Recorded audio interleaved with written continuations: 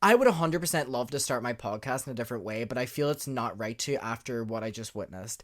I went into my bathroom to take the mirror off the wall because I wanted to use it in this podcast because I'm going to be painting my face like a witch. What other way to start this podcast? And whenever you take a mirror off a wall and you walk into the room, you realize how small that room is. So I walked in and I was going to wash my hands, and you just realize how close your face is to the wall when you're actually washing your hands. Has anyone else ever thought about this? Please go into your bathroom and take down your mirror. You will realize how small the room is. Sorry, that is just an opening thought. Hello, welcome to this podcast. It is called Derry Boy, play on words. I'm from Derry, I am a boy. There is a show called Derry Girls, fantastic show.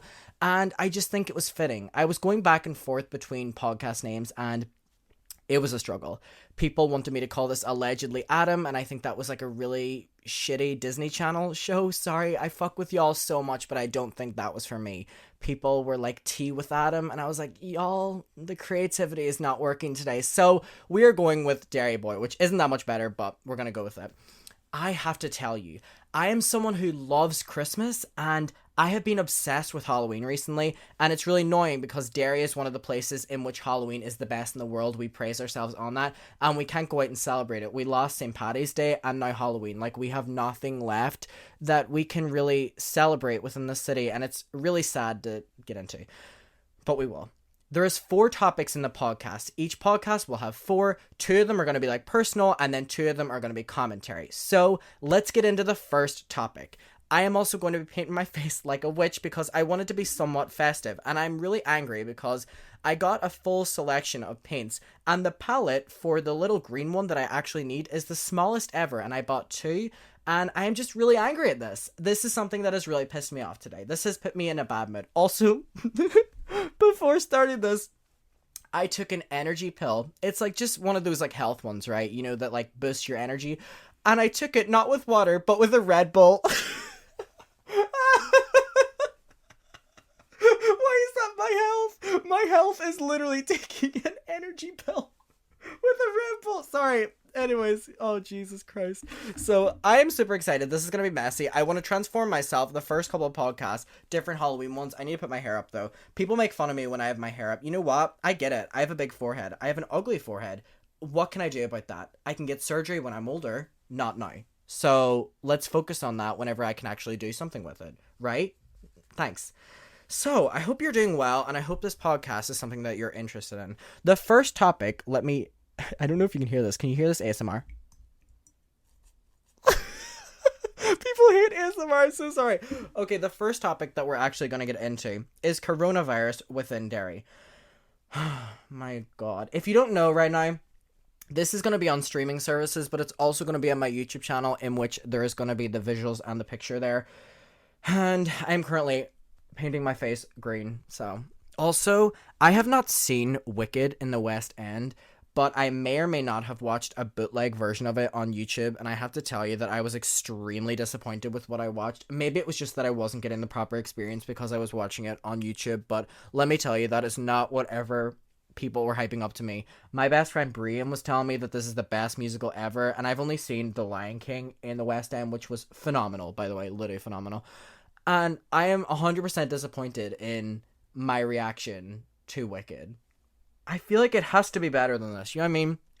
I'm not someone who's really been into musicals just because I kind of cringe if something goes wrong on stage, which is highly funny because my entire life is cringe, and I don't mean that to be like, hi, I'm so quirky. My life is literally just so cringe, and everything I do can be cringeworthy.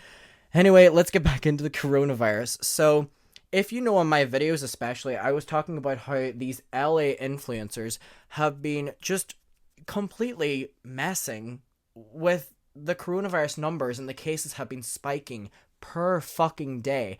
And my argument was always, oh well, we're staying inside in Derry and we're actually allowed to go back out again, which was 100% true. We were allowed to do that, and people didn't believe me. And now it makes me look like a big fucking loser because that has completely reversed itself, which I don't know how. Actually, I do. And let's get into it. Our numbers were going so fucking well. So well. And you know what fucked it over? The government. Let's call them out. Let's fucking call them out. They did this scheme, right, which was called Eat Out to Help Out, which is a questionable play on words. Let me tell you, eat out to help out?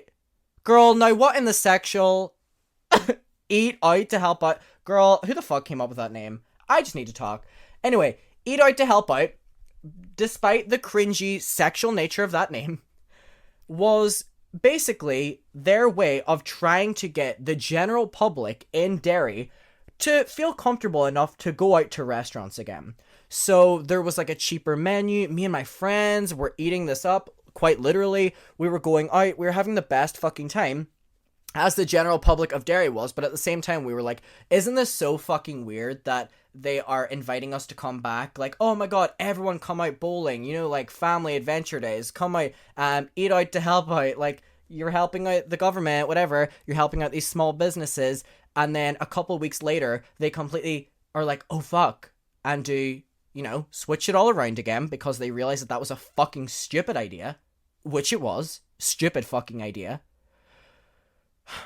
And now, they're blaming the spiking of fucking numbers on young people partying. Now, I know you ain't. Now, fuck off. I know I didn't have an 18th birthday party for you to basically assume that young people are going out and partying. Now, fuck you. Fuck you. That's annoying. That's something that has pissed me off to the degree. And people are like, oh my god, why aren't you going to talk about the cases spiking in Derry again? You know why? Because it's so embarrassing. Like, the people have been doing such a good job. Whether people want to say it or not, we've been all isolating, we've been doing our thing, we've been generally taking this seriously, as I think we should be. You know what I mean? And instead, our government is the one that kind of fucked us over. And they'll never take responsibility for it, because why would they take responsibility for it when they can just blame the young people, which they love doing, right? Am I wrong? Am I fucking wrong? No, I'm not. So our numbers are... I heard online that our numbers are almost as bad as America's daily numbers.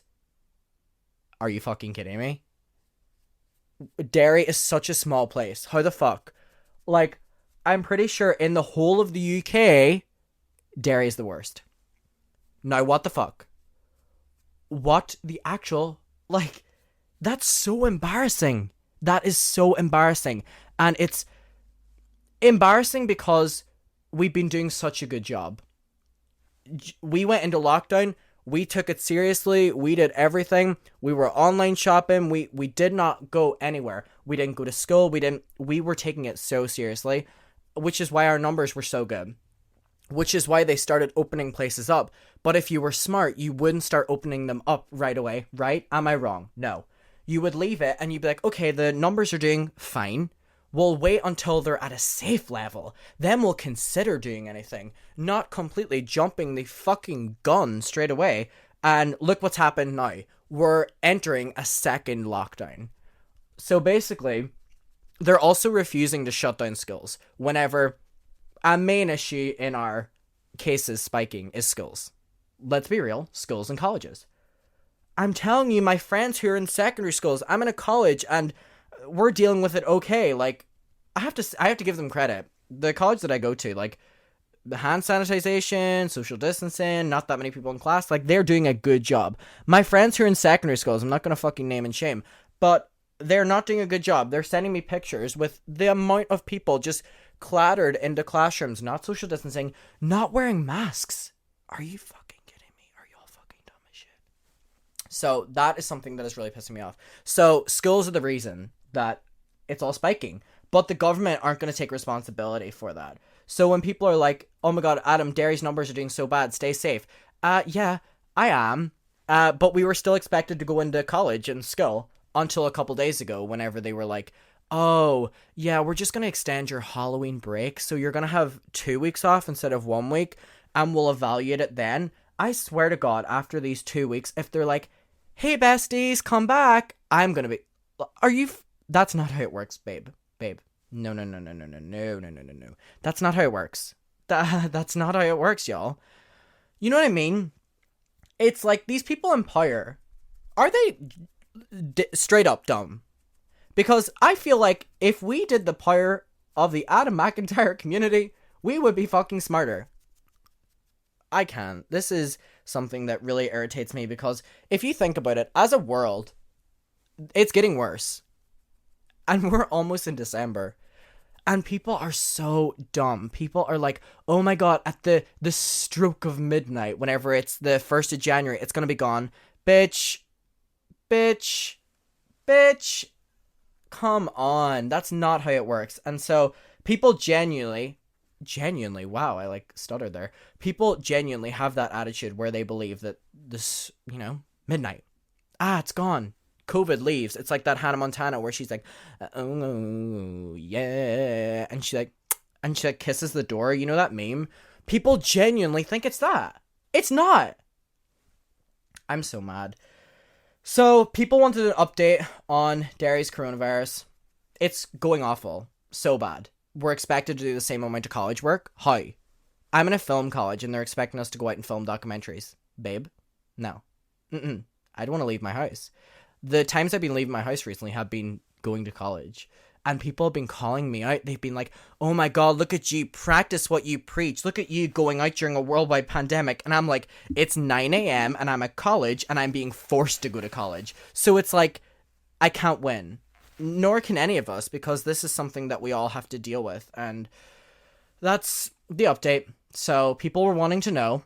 There you go. It's not working out for any of us. And I'm wishing everyone a safe time with us. People are losing their jobs. It's a train wreck, and just what a horrible year. What a horrible year, right? Damn. God. So that was our first topic. I just wanted to touch on that with like coronavirus and how we're handling it here. Or not. The next topic we're going to talk about is university and the weird age between 18 and 20. Now, this is where you go to like dorms if you're in America, or like if you're over in like the UK or Europe, university and stuff. And I feel like there's an immense pressure whenever you're this age. Do people agree with me or not? I 100% believe there is. So I am 18 now, and I feel like I want to go to university. I 100%. I've always wanted to go to university. Actually, that's a lie. I don't know why I straight up lied to you. I'm so sorry. I've never wanted to go to university, actually. And it was in the past couple of years that I so badly wanted to go. Then my YouTube kind of took off. And then obviously things kind of changed. I still want to go to university. And I still want to keep up with YouTube. And I just feel like within those years is when you should be living your life. You know what I mean? You're only 18, 19, 20 once. And like, people say all the time whenever they're in their 30s, they're like, wow, like my 20s were my years. And it's like, oh shit. So like, are we supposed to use our 20s like to the max, or what's going on here? And so that stresses me out. And I really just want to not waste any of my years. And I think just something that is very prominent throughout my entire existence is that I don't want to waste my time, and I don't want to waste anyone else's time. And I think this is like, if I feel like a friendship isn't working out, I'm like, hey, let's not waste each other's time. Or studying something or a hobby. I don't like wasting my time. And going to university has been something that I just think is like character building, right? Like I see all these Americans and they share bedrooms. They share bedrooms with like people. What? That's too far. That's too far. I could never. Are you kidding me? I could never share a bedroom with that amount of people. I did it once. I went to Bfi London, which was basically, it was a weird experience. I did this course and it was called the Bfi Film Academy, and through it I got accepted into a place in a Bfi London course. So I went over to London. It was in Amersham, and I basically lived in this house with all these other talented filmmakers, and one of the things was we had to live in these bedrooms with everyone else. And I was in a bedroom with probably like 8 other boys. And that was not a good experience. No hate. They were all great. We got on. But the snoring, the having to live by other people's schedules, like I was fucking rolling up to that fucking room. I was rolling up at 6 a.m. and they were all sleeping for like 6 hours, and they were waking up and I was like, hey, how y'all doing? I felt so bad waking them up, but like I need to live on my own time. So the good thing with university is, like you live in a house and you share a house with people, but you have your own bedroom. Obviously there's a different lifestyle when you're out there as well. Like very much so is like a party lifestyle and you finding yourself and stuff, and I think that's okay, and people are very against that, which is so fucking weird. Like, girl, who's giving you a wedgie? Like, calm down. I think partying is all part of it, which sounds weird, and I get it, right? I need to check how my face looks right now. Sorry, if you don't know, I'm painting my face green as we fucking speak. Oh, I look like a watermelon. This is not good.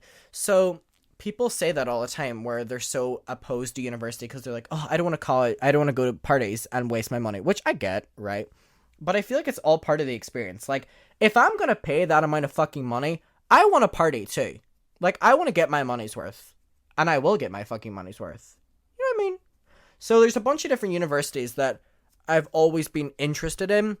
And some of the places that, like, the universities I'm going to go to are expensive. And my financial situation has kind of changed because of YouTube. Which is super dope. And it means that if I decide to go to university, I would be able to go to, if I got accepted, my dream university, which is Brighton. Like, could you imagine going to Brighton University and you go to the fucking shop and you roll up and Zoella's there? Hey, bestie! That would be so cute. Me and Zoella would be fucking vibing. Hey, bestie, how you doing? You know what I mean? I feel like me and Zoella would be besties. Does anyone else agree? Zoella would fucking hate me. Like, let's be real. Well, maybe she wouldn't. Maybe me and Zoella would be besties. I'm unwrapping a black face paint. Let me do this. ASMR.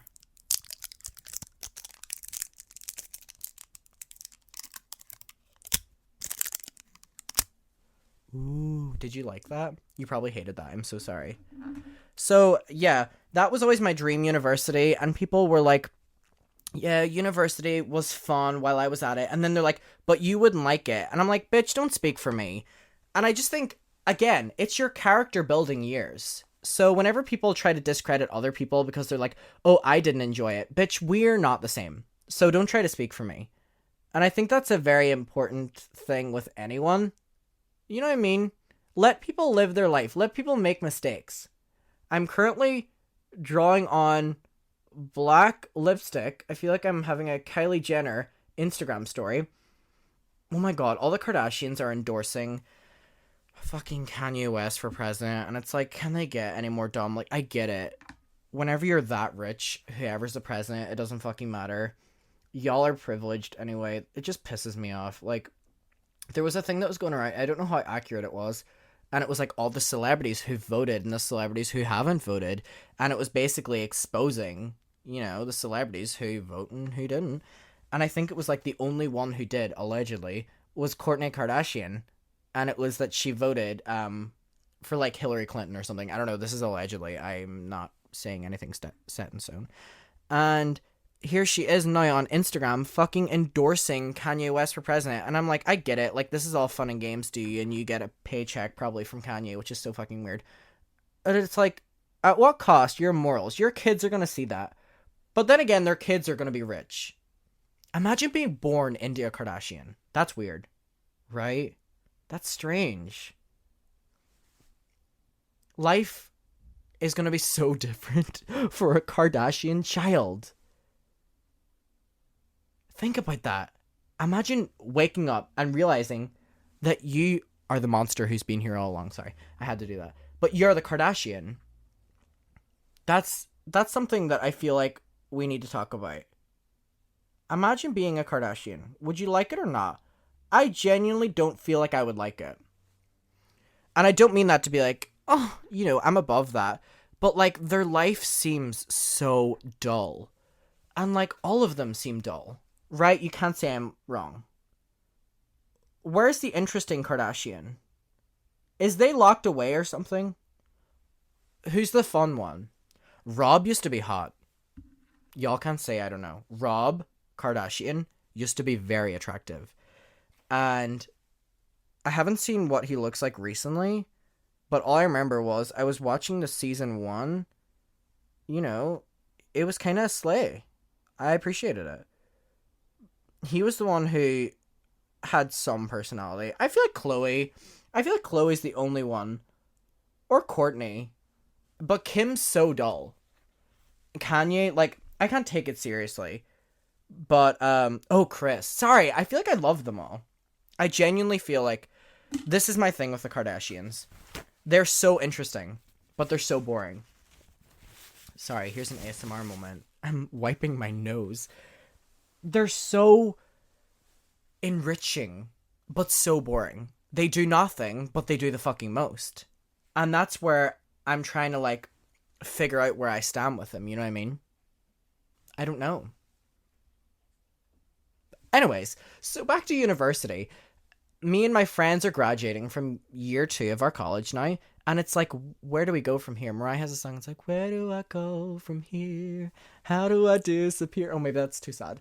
And it's like, we're all going to be going to university, probably different universities, and that's a sad moment. I love them all so much. I love Joni, I love TJ, I love Aoife, and like, the thought of being broken up from them is awful. And I feel like through life you go through different stages where, you know, you're in secondary school and you have secondary school friends, and then you're in college and you have college friends, and then you're in university and you have university friends. And it's like, at what stage are the friends that stay?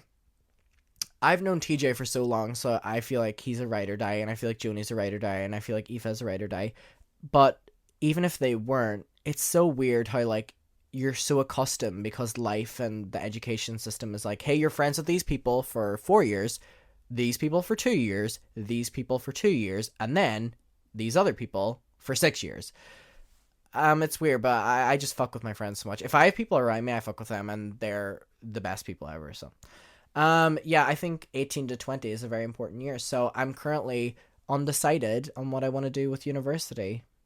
I feel like because it's such a character building couple of years, I want to do something else than just making videos. I love doing videos so much, and I love doing what I'm doing right now, but just being able to, you know, live my life other ways as well sounds really nice to me.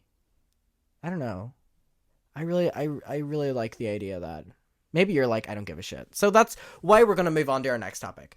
Our next topic is going to be talking about 2 different YouTubers. We're going to be focusing on 2 different ones separately. The first one is going to be Tana Mojo, and the second one is going to be Emma Chamberlain. I'm very excited about this. What I'm going to do, though, is put on my witch's wig, and I'm going to be right back. Okay, now we are back for the second half of the podcast, and we are going to be talking about 2 different YouTubers. The first one is going to be Tana Mojo. So, Tana Mojo is a very interesting creator on YouTube. Let's be real. She has gone through many different phases and many different controversies. And what I have here is I've pulled up her older content. I've just went on her YouTube channel and literally went from oldest content to newest.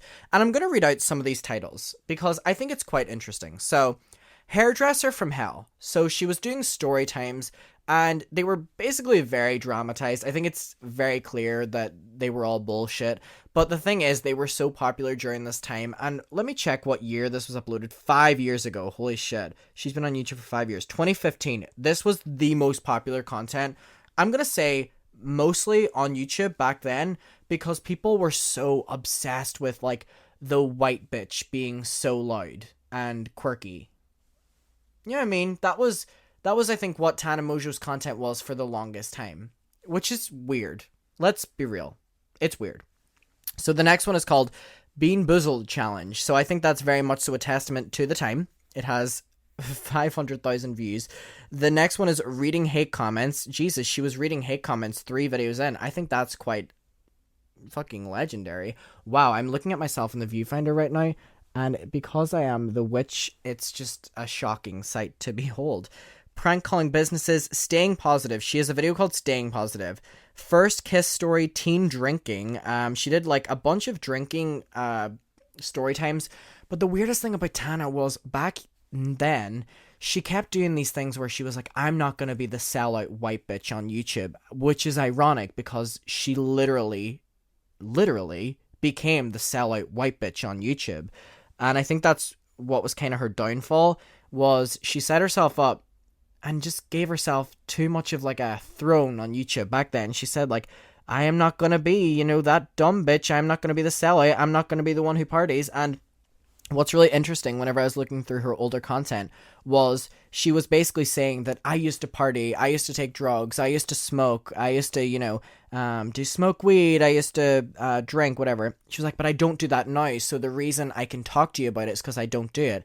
And it's like, she was lying. She was doing that stuff while she was saying that she wasn't. And it's not that she wasn't allowed to do that stuff. It was like she was preaching that she was different and not doing that, whenever that's literally what she was doing and what she's kind of built her image off of now, right? Which is weird as well. So, scary target man. I cussed out my teacher. Things I wish I'd known in high school. My creeper? Oh my god, like a Minecraft. My creepy stalker story, which was, if you don't know, Tana had like an entire fucking series, like it was before Shane was doing like series. It was like my creepy stalker, and it was like these really dramatic stories about a stalker, and looking back on them, you can tell they're not real at all. They're so fabricated. They're not real. This is not real. She lied in these, and they got her millions of views, and people were always coming back to hear the update with the stalker. So it was so smart. It was such a smart move from her. I think she definitely knew what she was doing, because if she hadn't have done all these lies that were captivating people, it's like clickbait, but only her stories were the clickbait. You know what I mean? And then she was able to have these extreme titles. Next one is Getting Wet in San Diego Stalker Update. You know what I mean? She was doing all these stalker updates, and if this was a real life story, she wouldn't be doing this as YouTube content. She'd be genuinely getting, you know what I mean? Crazy Possessed Girl Story. A video called I Talk About Anal Sex. Crazy Bitch in Target. My Gross Fetish. I Talk About Sex. I Smoked Weed with Selena Gomez. I was involved in a shooting. My Deepest, Darkest Secrets. Why I Hate Myself. So, let's just get it out of the way that her videos weren't of the best quality or content, for that matter. But is her stuff right now? I mean, she's been consistent in that. I just, looking at this content, it's clear why she was popular. 100%. She was popular because she was a white blonde girl, who was very loud and very outspoken. And because she built her career off of that, it kind of allowed her to get away with a lot of scandals. You know what I mean? Because the lowest is 0.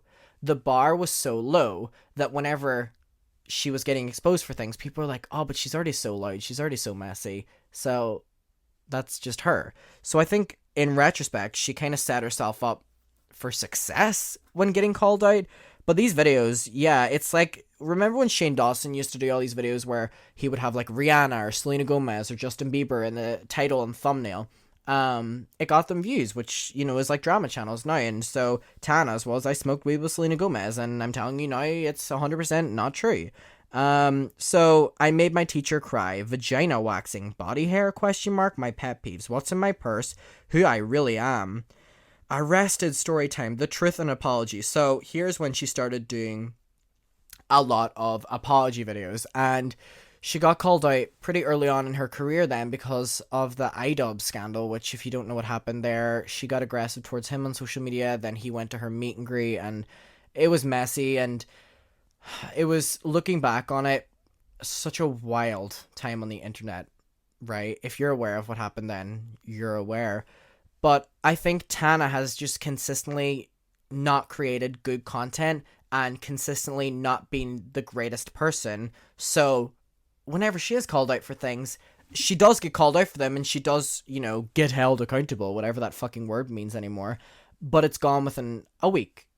We see it with what's happening now. Let's talk about what's happening with Tana Mojo now. She's back uploading again on YouTube. She said she was going to be addressing the backlash from her apology video, and she didn't, because she doesn't need to, because people don't care anymore.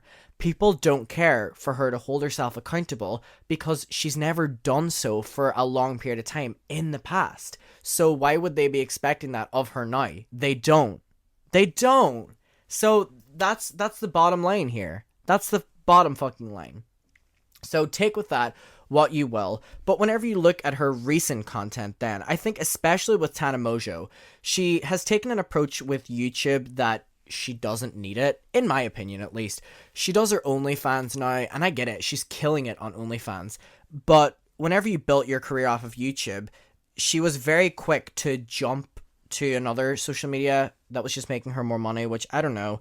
See, her content now is like, I went brunette, Jake cheated on me, 10 things Tana Mojo can't live without, a long overdue apology, which we're all aware of that video, trying viral TikTok hacks, and then just these like really long vlogs. You know what I mean? It's kind of like what we're seeing with the Dolan twins, where they're posting these long ass vlogs, and that's what people like. People like long videos on YouTube. So Tana doing this is actually quite smart. Let's be real. Tana and her manager know what they're doing. Do I think they're great people? No. They make mistake after mistake. And especially with the Colin and Simply Nessa thing, like, you have to evaluate what their morals are. But they know what is trending on YouTube, and they surround her with people like Jake Paul, who are always going to keep her in a controversy or two. And she was called out for that, electoral buying votes. And she was in like the New York Post about it, like an article like ripping into her, and she posted it on her Instagram story, because at the end of the day, it's promo, and her and Jordan love that. And whenever that is your brand is being messy, or your brand is, getting called out or being problematic, that's what they're going to love. And she loves that. So I think just looking through this, it's weird. And like, she does this thing where she's like best friends with Paris Hilton. And from the start, people were like, this seems dodgy. And I was like, yeah, I don't believe this at all. And I was right, because Paris Hilton was doing a video, and it was so funny. She was like, will you ever do a video with Tana Mojo before? And she was like, Tana Mongeau or something like that. And she said it so seriously. Like, Paris Hilton does not know who the fuck Tana Mojo is. Let's be real. It's obviously like a paid partnership helping both Paris and Tana Mojo out. And I can't. I literally, Tana doesn't grow, doesn't evolve. Her content doesn't evolve. She did story times at one stage, which was lazy content, and now she barely posts and or just does long videos where people film her. But that'll always be trendy, because people are so interested in the fact she's such a loud person who's always doing stuff. So she'll never really go away from the platform or not be entertaining or have an audience, or, she'll always have a built-in audience who are just waiting to see her next move. And I think it's very clear. Right? And I think she's one of the most prominent figures on YouTube nowadays, because YouTube favors, and kind of the general public favor, a YouTuber that's a little bit problematic. And Tana is way problematic. And they like that. They like someone like that, which is weird. They like the drama. This is coming from a drama channel, so take that with what you will. And remember, she had her MTV show. I think her MTV show did more damage. It did way too much damage to her career. And here's the thing. I genuinely, am I putting it down right now, that I believe that Tana Mojo would have been such a bigger creator, honestly one of the biggest female creators on this platform of YouTube, if she didn't attack iDubbbz. 100%. Because she had such a steady, one of the fastest, and this is going on with like Emma Chamberlain, she had one of the fastest growths on YouTube, not just female, overall fastest growths on YouTube. And the iDubbbz thing kind of took a hit, and she fell down, and she never really gained back up since then. But if you think about it, she was probably aiming to be a huge female creator on this platform, because if you look at how many subscribers she has right now, she has 5.5 million. And if you keep in mind, she was gaining millions upon millions, I 100% believe that she would be at least 9 or 10 million. I 100% believe she will. And that's within 5 years of being on this platform. But she didn't keep her mouth shut. She was too problematic. She was called out, rightfully so. My heart still breaks for Simply Nessa and Colin, their stories. I'm still doing everything I can to make sure they're heard, because it wasn't taken seriously by Tana or her team. So she just wasn't the right person for that. She was given an opportunity, she took it, and she kind of just went stale with it, in my opinion. But that's just my opinion. That's all it is, babe. So that's me talking about Tana. Now, however, let's talk about Miss Emma Chamberlain. Emma Chamberlain is such a fascinating creator. Such a fascinating creator. And I think such a talented creator. And I'm going to go through some of Emma's old content just to keep with the same theme that I was doing here. If you don't know, Emma does kind of like quirky style vlogs. I think she really in recent times has been that definition of the word quirky, which is such a weird word, and I don't know how I feel about that in general, but we'll just go with it. But her first couple of videos were like city-inspired summer lookbooks, and she says that she made these videos because she was so depressed with school, and YouTube was her outlet, and because it was such a genuine love interest from the start, I feel like that's why she was so successful on this platform, and rightfully so. The platform needed that. It was in desperate need. This was only 3 years ago. Desperate need of some authenticity, especially during 2017. Let's be fucking real. 2017 on YouTube was not a good time. Not a good time. So it needed it. And Emma was there. Emma was quirky. People related to her. I related to her. And I'm not necessarily in her demographic. I'm not a quirky white bitch girl. I mean, I'm a quirky white bitch, but I just feel like she was such a right place, right time. Algorithm loved her. People loved her. And her personality was what just sent her to the top. But what's interesting is Emma moved to LA. This is jumping way forward. Emma moved to LA and immediately got hate like this. Hate. And people were like, wow, Emma's changed. And honestly, I'm going to say what I believe happened. I believe that Emma Chamberlain started doing her YouTube channel because of a genuine passion and a genuine fucking love for it. It's very clear. Then things happened really quick. Her subscribers, millions upon millions, immediately. Then she has all this money, all this opportunity. She moves to LA. She's out there alone. And she doesn't have her passion anymore. Yet she still has to upload the same amount that she once did. Not only because she has to pay her bills and she was still starting out and she still has to make that money or whatever and keep active. It's a personal struggle where you're like, I still need to do what made me popular. So I posted X amount of videos whenever I was back in San Francisco, I think it was, for her. So I need to do the same now. And if you don't have that passion, that's whenever people were like, oh, Emma's starting to change. So imagine being a 17-year-old girl. I think she might have been 16, 17. 17-year-old girl. She was in Los Angeles alone, living alone in an apartment, making videos, pushing herself whenever she probably wasn't feeling the most creative or passionate about YouTube. And people being like, LA has changed you. What has happened to you? Like, I don't support you anymore. That's a lot for a 17-year-old. This is coming from someone who was 17 only a few weeks ago. Like, that's a lot for any fucking person, especially a 17-year-old who's just been thrown into making millions of dollars and being the YouTube's golden child. And people really never cut her enough slack. And I feel so bad for it. And I remember even back in the moment, like, I really love Emma Chamberlain. She's one of the few creators who have, like, up and coming. And she's not even up and coming anymore. Who I genuinely fucking vibe with. Good energy, good videos, good time, not forced. And I feel nowadays it's not forced. It may have been, and it did feel a little bit forced back a couple of years ago whenever she moved to LA. And she had changed. It was the truth. But she had changed because of the immense pressure. And no one was really having that conversation.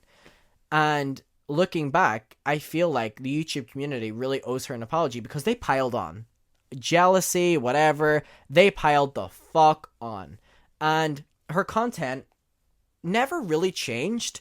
Let's be honest, like, she was doing just in-car vlogs, she still did them nowadays, she was doing just funny videos, she was doing the same sort of videos, but it just... Emma has a very quirky editing style. We're all aware of this. But the editing started getting, in my opinion, a bit much. And I think that's whenever it was very clear that she was struggling in some way to keep up with the YouTube grind. Because the editing was forced, as I said.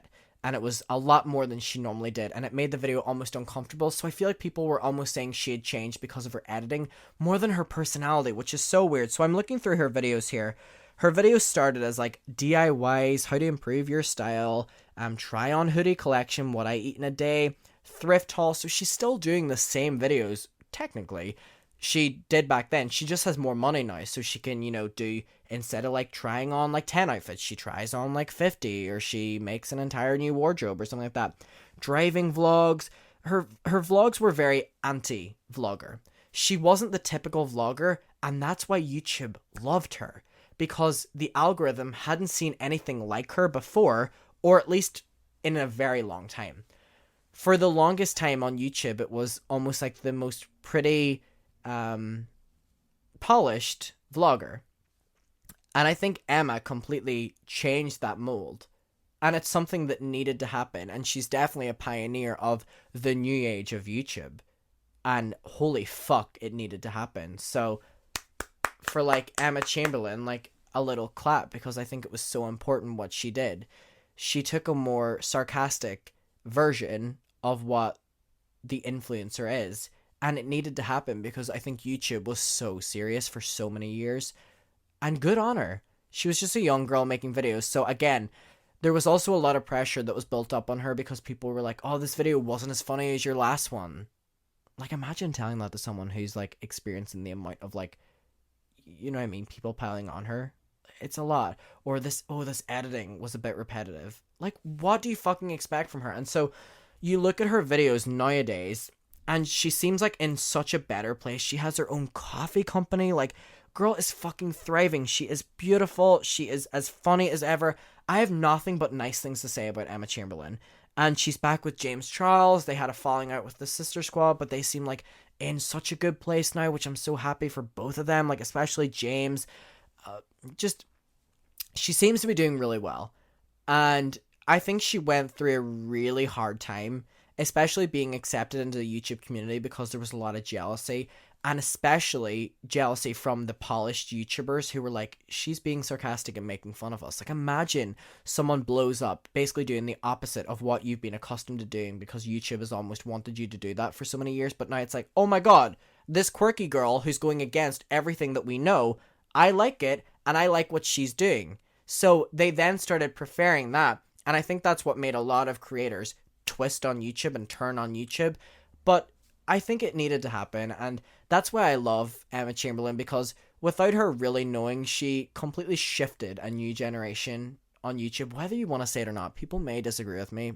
That's why I fuck with her so hard. And just looking through her videos as well, it's very clear that there were periods where she was struggling more than others. She was pulling a lot of all-nighters, which is ironic because I'm doing that right now. Let's not talk about my mental state.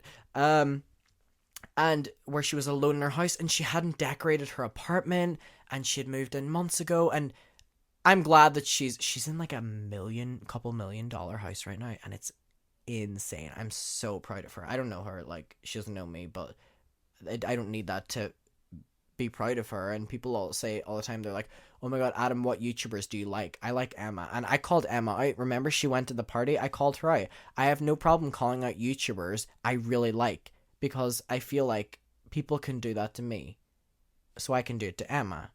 I love Emma, and nothing takes that away. But at the same time, if you're going to do something I disagree with, and I'm going to keep up the same energy with everyone else, I'm going to keep it up with you. She hasn't done it since with partying, so I think it's very much so a judgment call. I'm really upset that she did it once at Lorraine's birthday party, but again, it's like a track history. Remember James Charles said, which I really like, and I always bring it up. He's like, look at the behavior. Does it happen all the time? If yes, then, maybe not support that person. If it's just once, then, Emma got called out for it. She didn't address it, but she started wearing her mask. She didn't go to the parties anymore. So, I mean, at least she was responsive. There's a lot of YouTubers who weren't responsive, Nikita. Sorry, had to be shady there. So that's my thing with Emma. I love Emma. I think she is phenomenal. And I think whenever you're able to base your entire channel around basically doing nothing, she doesn't do that much in her vlogs, but she just brings the camera with her. But it's not really a vlog because she's not really doing anything. She's doing the same thing in every video.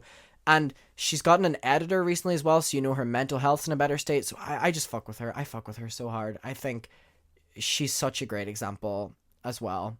You know what I mean? She didn't change her personality at all for anyone. And I love that about her. I really, really do. So that was me talking about Emma as well.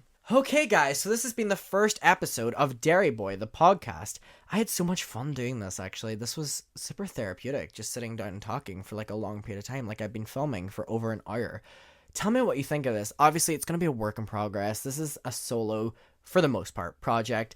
It's going to be on streaming services. The visual and picture That's the same thing. The visual and audio will be on my YouTube channel, then the highlights. So let me know what your opinion is. You can obviously give me criticism, please, some positive too, just to feed my ego a little bit. Please help me out. I'm literally dressed as a witch in front of you. And if you're just listening to the audio right now, just believe me, my face looks like a watermelon. I have a really tacky, cheap wig on. Here's what it sounds like. It's really cheap. I have a hat on. This is what this sounds like. It's from a kid's costume, because I had to go to Argos because it's the only place open because all the shops are closing in Derry because our cases are so bad, like I talked about at the start of this video. So it's like, we can't win. And the hat is falling. I'm going to take it off. I'm taking it off. I'm back. So, I'm back. Anyways, let's talk. What was your opinion of this podcast? I hope you didn't hate it. I mean, you can hate it. Do what you want. I want you to, like, feel free. But what did you think as well of the 2 topics, personal, and 2 talking about commentary? I think I like doing that. It's definitely a mix of both, and I feel like it's equal. If you want to talk to me about any of the topics, you can hit me up on social media. You can go over to my YouTube where the podcast will be posted. You can go to the comment section. Or, yeah, you can just tweet me. You can do whatever. Tweet me, beat me. I love you. Thank you for joining me on this episode 1 of this Halloween special. Again, I'm loving Halloween. I want to talk about it again in another podcast, how much I'm fucking with Halloween right now. I love you. Thank you for watching. And this has been fun. This has been fun. I will see you. Bye-bye. My Trishy Fishy. Bye-bye.